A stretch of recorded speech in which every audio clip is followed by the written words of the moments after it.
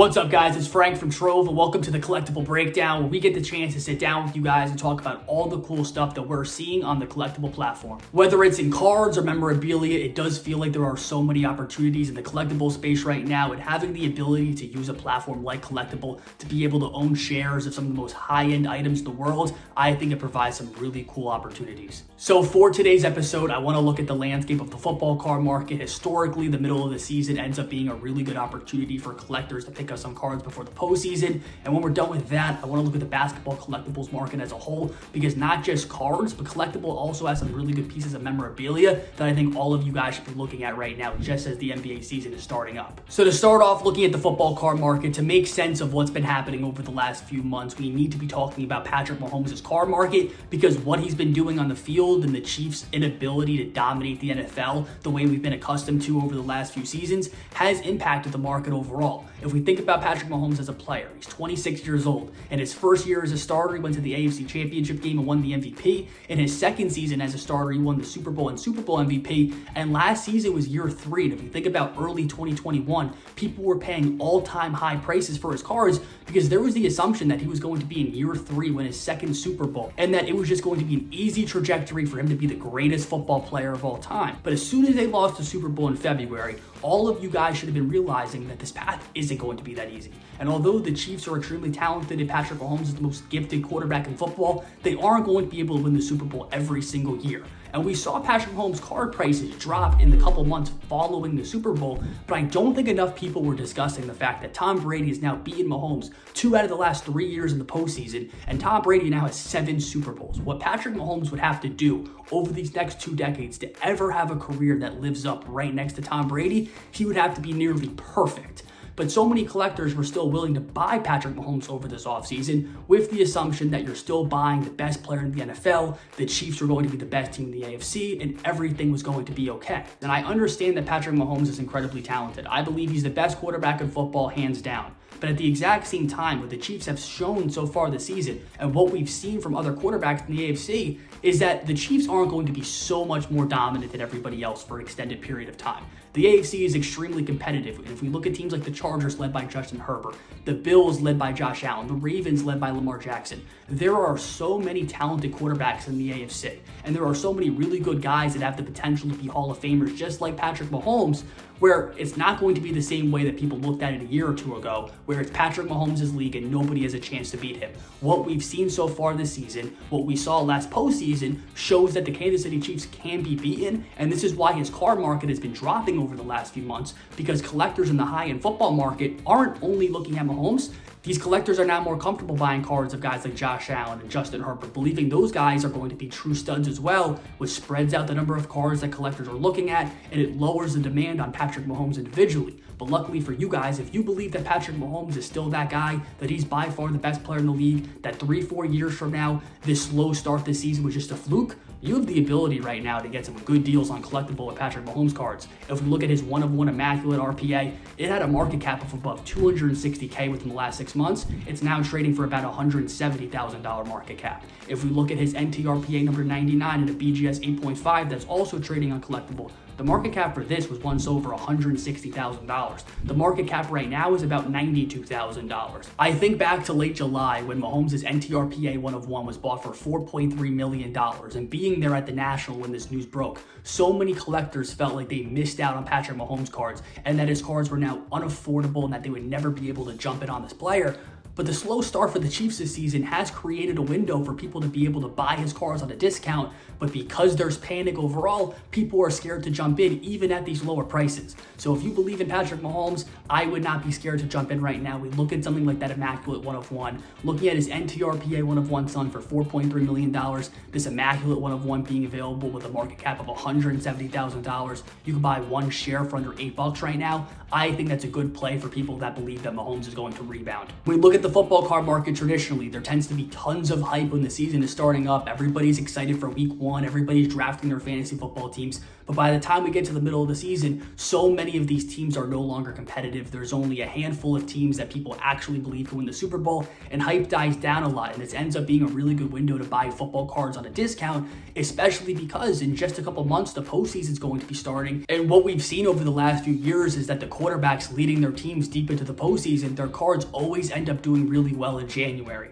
So if you believe that Patrick Mahomes is going to fit into this category, it is not a bad time to be jumping into his market. So after looking at the football card market, I want to talk about the basketball collectibles market as a whole, because I do think that there are some really good iconic pieces that could be acquired right now that are on a discount. And luckily with Collectable, it provides you the ability to easily get exposure to these items. So first, looking at basketball cards, I want to highlight an IPO that was filled last week on Collectable because I think investors got a really good deal. And this deal was the 1986 Michael Jordan Fleer rookie card, BGS 9.5 basket of 2 copies. Investors had the ability to buy into for $5 a share, and the market cap's only $129,950, making it less than $65,000 per copy. I think the fact that the Jordan rookie card went from $720,000 in late January to being only slightly above $200,000 in early June, it really gave the card a lot of negative press in the hobby. But I don't want people to forget that this is one of the most iconic cards of all time, and in basketball cards, it is the most iconic card that we have in the industry. And the historical significance of 1986 Fleer and the Jordan rookie really can't be overstated. We're talking about the first flagship release since 1981-82 Topps.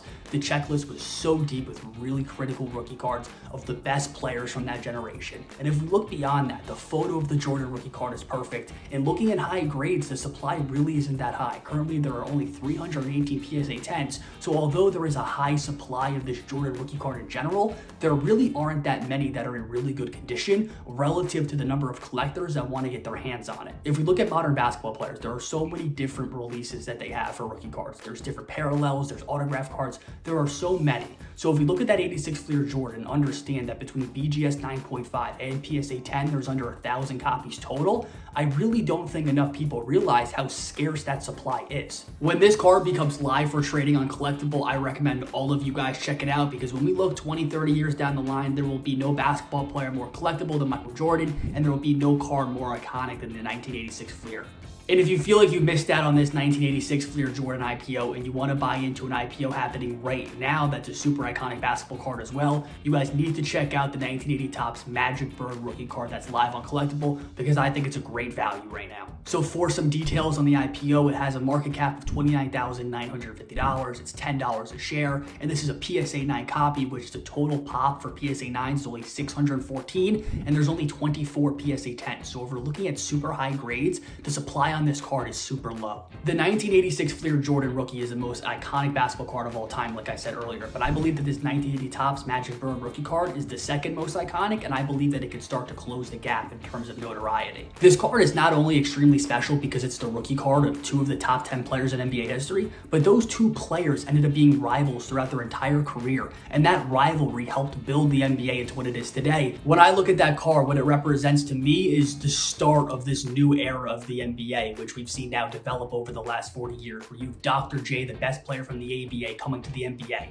And then you have these 2 young superstars in Larry Bird and Magic Johnson, who ended up having the greatest rivalry in NBA history. You see the LA versus Boston and the super teams. What that meant to the NBA, now looking at how the league has grown, I believe that when we look down the line in terms of long-term collectability, I don't see many basketball pieces being more appealing than that. And if we look at this card from January through March, there were a lot of sales above $50,000, even a couple sales above $70,000. To be able to buy into this card for under $30,000 and to have exposure to a PSA 9 grade, which is one of the best, highest condition copies in the world, I think this should make all of you guys incredibly excited for the opportunity.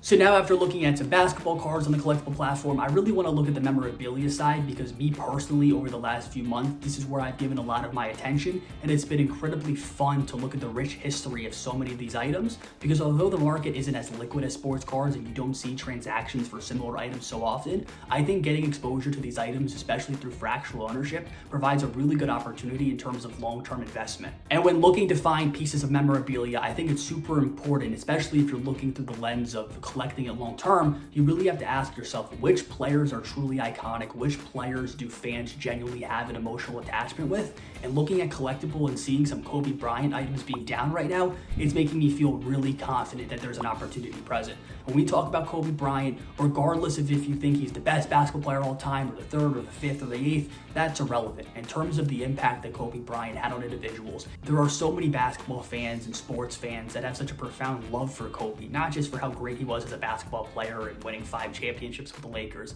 but the whole idea of Mamba mentality and outworking everybody around you. The principles that Kobe Bryant stood for, people are going to be talking about how special of an individual he was 30, 40 years down the line. When we think about so many of these young modern basketball players that people are throwing thousands of dollars at in terms of collecting their cards, they're going to be irrelevant. It's going to be very tough for you to show me a young player in the NBA looking long term who's going to have a more lasting impact than Kobe. So rather than giving all my energy to these young guys and taking so many risks, I want to also spend a good amount of my time investing in items where I know down the line people are still going to be chasing after these items and wanting to hold them desperately. The first piece of Kobe memorabilia on the Collectable platform that I'm absolutely in love with is his game-worn first ever white number 24 jersey, which was photo matched to 8 different games in the 2006-2007 season.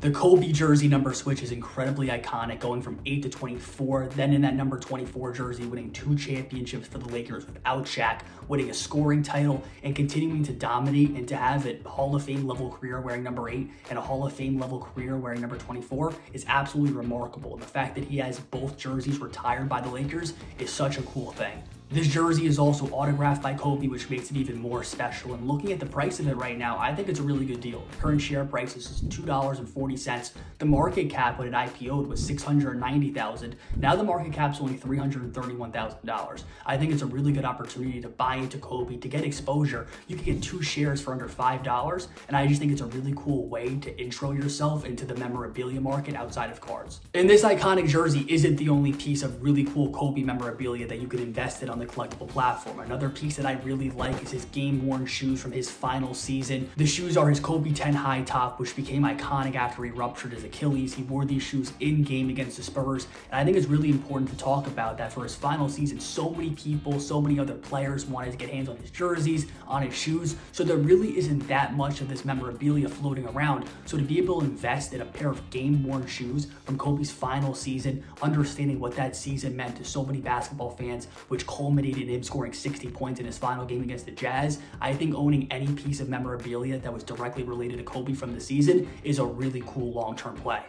You can buy 1 share of these sneakers for $8.20. The market cap, looking just a few months back, was over $62,000. Now the market cap's only $51,000. So to be able to buy Kobe on a discount is extremely appealing. So I think looking at Kobe, I think looking at Jordan, I think in terms of cards and also in terms of memorabilia, I think heading into this NBA season, we're 6 months out still from the NBA playoffs. I think that there's a long window of time where people are going to not just look at the young NBA players and get excited from the day to day, but I do think that there will be a time soon where we continue to see more eyeballs on the really important iconic basketball pieces. There are so many really cool items to look at on the Collectable platform. I've become absolutely obsessed with it. I recommend all of you guys download the Collectable app right now. It's so easy to be able to buy and trade shares of really cool items.